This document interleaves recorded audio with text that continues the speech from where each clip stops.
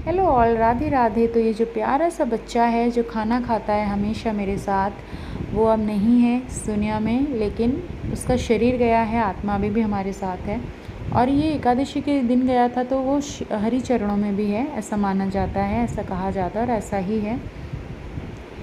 किट्टू के जाने के बाद ऐसी कंडीशन में नहीं थी मैं कि मैं किसी और डॉग के बारे में सोच सकती थी, और माइंड कुछ अजीब से उथल पुथल हो रखा था।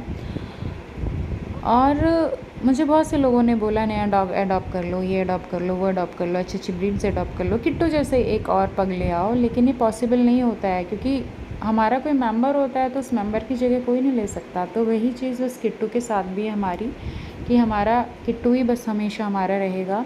रही बात पशु सेवा की, तो वो मैं करती थी, करती हूँ, करती रहूँगी। और शायद एनिमल लवर्स के दिलों से जानवरों की जो जगह है उसे कोई नहीं निकाल सकता कभी भी, चाहे वो डॉग हो, बिल्ली हो, मुर्गी हो, बकरी हो।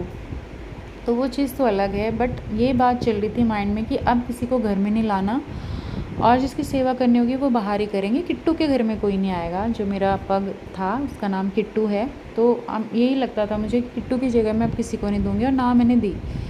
ऐसे ही मैं एक दिन स्क्रॉल कर रही थी, एनजीओ में जो ग्रुप्स हैं, मैं उन ग्रुप्स में हूँ। मैं थोड़ा बहुत जितना मुझसे हो सकता है उतना करती हूँ जानवरों के लिए। तो मैं ऐसे स्क्रॉल कर रही थी, तो एक प्यारी सी बच्ची मुझे दिखी। मैंने कुछ नहीं सोचा कि मैं किसी को अडॉप्ट कर रही हूँ, घर में ला रही हूँ या नहीं ला रही हूँ। बस मैंने ये सोचा यार मैं इस बच्ची को ले आती हूँ। मेल डॉग्स को तो बहुत से लोग अडॉप्ट कर लेते हैं, फ़ीमेल डॉग्स के लिए थोड़ा मुश्किल होता है, तो मैंने फ़ीमेल डॉग को भी अडॉप्ट करना चाहिए यही सोच के। और पता नहीं मुझे क्या हुआ कि इसको कौन अडॉप्ट करेगा, और प्यारी सी थी, इसकी प्यारी सी मासूम आँखें, और मैं इसको तुरंत अपने घर ले आई।